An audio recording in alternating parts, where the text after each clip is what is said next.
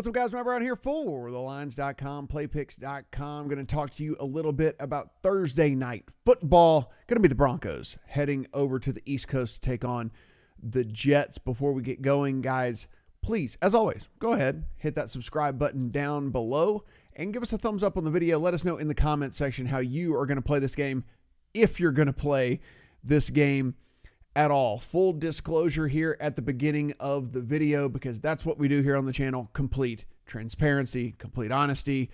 I do not have a play on this game. This is a brutal matchup with a bunch of injuries and a bunch of question marks. And with that, probably not going to, unless something drastically changes between when I'm recording this on Wednesday night and Thursday night when this game actually kicks off, probably won't have anything in my account. However, I will sit here and give you my thoughts on this. I'll break down some stuff and maybe it can help you with your bet or whichever way that you are leaning here. So as you take a look, guys, we're sitting here. 2-point favorites over at DraftKings are the New York Jets. This thing has moved. Now, one of the things you can do at DraftKings, if you click stats and if you click betting trends right here, you come down and you can actually see how this spread has moved. So you can see this thing got up to the Jets as 2.5-point dogs in this. And this was 3 days ago when this line actually opened. And then you can see continually to where they are right now as 2-point favorites. So this has moved significantly over the course of the last few days. And a lot of that has to do with the fact that whenever we take a look at how the Broncos are going to go about this, the Broncos have decided in this matchup that they are going to go with Brett Rypien at quarterback. They have benched Jeff Driscoll. Of course, we know that Drew Lock is injured. And so Brett Rypien, an undrafted free agent, is going to get the nod here for the Broncos in week 4 against the Jets on the road. We can look over here at FanDuel. It is 1.5 in this one, with 40.5 being the total. You can see the total over here was 41. Over here at BetMGM, 1.5, 40.5 on the total at BetMGM. We'll pop over here back this, and I should actually go ahead and pull up the lines while we're at it. We have a full betting guide if you do want to run down and check out the betting guide here for this game over at the lines. And of course, you can hit on your state up here under U.S. sports betting, and you can get any of these sportsbook deals that you kind of saw as I scrolled by here. There's all kinds of great deals, so be sure and take advantage of those. So the big story here, guys, is going to be, again, the fact that we have a rookie quarterback making his first start in the NFL on the road. Yes, it is against the Jets, and the Jets are really bad. I mean, there's no other way to go about it. There's no other way for me to sugarcoat what we have in this Jets team. I mean, if we take a look at the defensive rankings, the Jets are 25th overall by Pro Football Focus. If you take a look at what they do well on the defensive side of the ball, it's really nothing. I mean, you look at their pass rush, it's in the bottom half. If you look at their coverage grade, it's way down at 32nd, which is dead last according to Pro Football Focus. And so they don't do a ton on the defensive side of the ball well. And then, of course, I really don't have to tell you on the offensive side of the ball what's been going on, because they have been giving up the ball left and right. I mean, Sam Darnold, don't get me wrong, has been playing with a mash unit there on the offensive side of the ball. All of his weapons are hurt. Not a lot of people to throw the ball to, and so he might get Jamison Crowder back this week. And that would be very, very huge for him, his number one target, really his only weapon in that offense. And so that's big. Of course, we know all the injuries on the Broncos side of the ball here. Drew Lock, of course, Von Miller, A.J. Bouye, Cortland Sutton, Jarrell Casey. So they have tons and tons of injuries on that side of the ball as well. So, I mean, it is just a really, really ugly game that we have here. The Jets pass rush grade does rank a little bit better than anything else. So maybe the Jets, despite the fact they can't cover, should be able to maybe get some pressure on Rypien and maybe force him in to maybe force him into some mistakes here or something like that. The other thing, Denver's pass rush has actually been not good this year at all. Pro Football Focus has them down at 29th.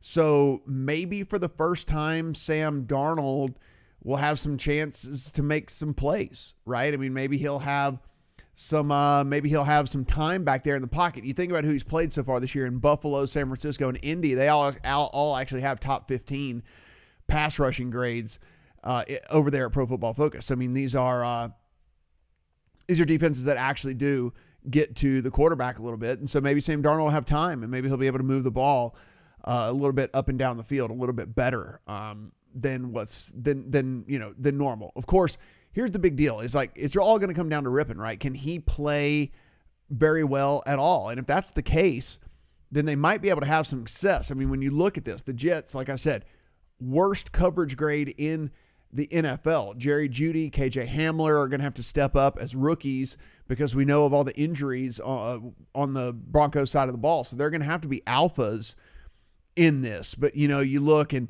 you kind of look at some of these matchups here, and Jerry Jeudy is going to be running out of the slot. He's going to get a corner by the name of Brian Poole, who has been torched so far this year. He's given up 12 catches already on the short season out of the slot. So, I mean, there are opportunities here for this team. I'll scroll here if you want to take a look just a little bit more at kind of like what's going on here with this. But I really do believe this all is going to be around how well this rookie quarterback plays on the road. Now, I will tell you that if you take a look, I mean, what I was wanting to do, because this was sitting at Jets at +2, 2.5 just a couple of days ago. If I had to play this, I actually was going to use the Jets in a teaser leg, right? Because what we had here was a +2 situation with the Jets at home against a rookie quarterback making his first start, right, on the road. So we take them up through the 3, through the 7 to the 8. So we're getting the Jets up through the two key numbers of 3 and 7 at home. I was going to hold my nose and make it a teaser leg. But now that this is flipped on its head, where, they're favored by 1.5 if we were looking at the Jet side of things over here. Now that they're favored by 1.5, it's very, very hard for me to make a play here on anything, really. I can't tease the Broncos in this situation because, again, we keep going back to this. Guy's making his first start. Rookie quarterback is not anybody that I really want to be backing here. At least with the Jets, I knew what I was getting. Yeah, I mean, it's a bad team, but at least I knew what I was getting. At least it's a quarterback that's made a bunch of starts. At least I was getting a home team.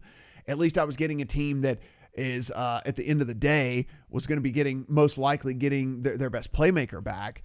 So, but now that it's gone this other direction, it's just really tough for me to get there. So that's why it's hard for me to make a play, on this game. Now, as far as the total goes at 40.5 or 41 over here at DraftKings or something like that, I think if I had to play the total, I would be leaning towards the under, strictly because of everything we talked about. Two totally, completely inept offenses. And so while we're up against two pretty bad defenses as well, I think the defenses can win a little bit more often than they're going to lose here. And plus, the other thing is, if you're the Broncos, wouldn't you think that the optimal strategy would be to not turn your rookie quarterback loose here in this situation? Wouldn't you try to run the ball as much as humanly possible? Wouldn't you try to control the clock, maybe slow the game down a little bit? So just from a game flow perspective, which is why I would be leaning, towards the under in the game if I was going to play it. I mean, the case for the over here would be just a bunch of short fields, right? Like if you're looking to play the over, which you would do at FanDuel because you get the half point, you need 41 points in the game. Look, could there be fumbles? Could there be turnovers? Could there be pick sixes? Stuff like that.